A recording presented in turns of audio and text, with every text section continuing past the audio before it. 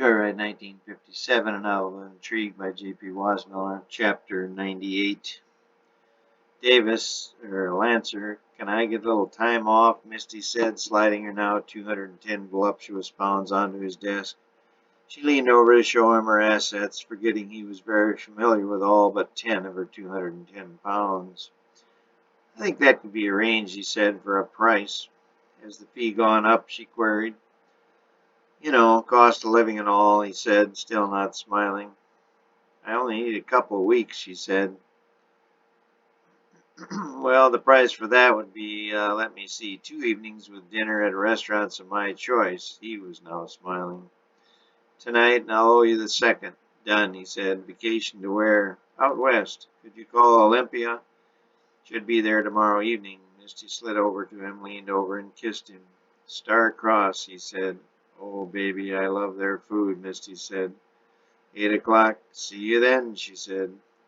Laura was now enrolled in the University of Victoria, British Columbia. She took an apartment at Arbutus Road, a few blocks from the campus. She was trying to get into one of the local sororities, but it had not happened yet.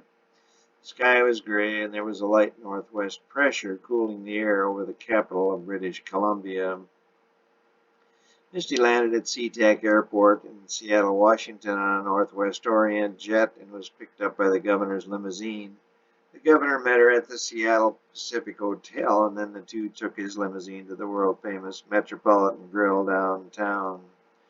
What brings you to our fair city? He asked as the two stared out into the rainy evening.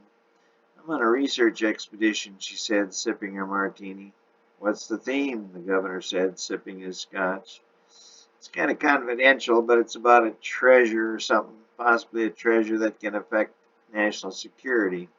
Misty was having trouble defining her reason for being in Seattle. So where to next? The governor said, seeming to understand and what the treasure might be.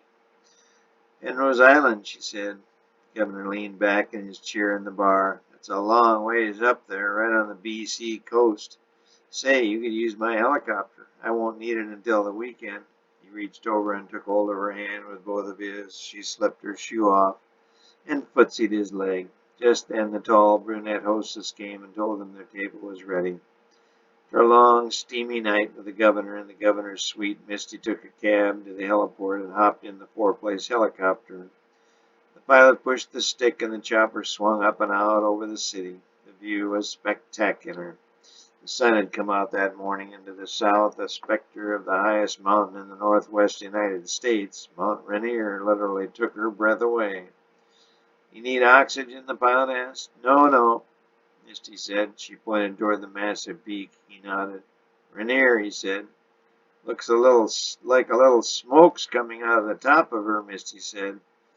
No, been dormant for centuries. The clouds played tricks on you up here, he said, and swung the helicopter northwest, toward the coast and Penrose Island.